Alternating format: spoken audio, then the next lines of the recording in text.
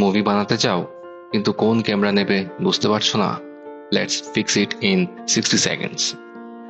DSLR budget film makers এর সেরা বন্ধু, যেমন ক্যানন 90D, প্রাইস প্রায় 1 লাখ টাকা। 4K ভিডিও, ডিএসএলআর লুক, খুবই পোর্টেবল।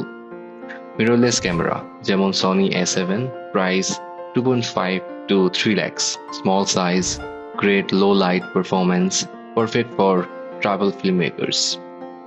প্রফেশনাল লুক চাইলে নাও সিনেমা ক্যামেরা যেমন Blackmagic pocket 6K, price 2.5 to 3 lakhs, cinematic colour science, raw recording support সবই পেয়ে যাবে।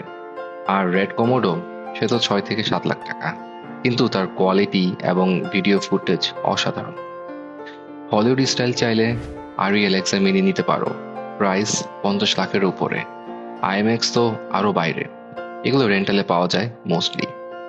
সো বাজেট কম হলে ডিএসএলআর অথবা মিররলেস, আর সিনেমেটিক ড্রিম হলে সিনেমা ক্যামেরা নাও, মুভি বানাও আর বাজিমাত করো। আমি দ্য রিভিউ ম্যান ক্যামেরার পিছনে সব কথা জানাতে আবারও আসবো। Like, share and subscribe.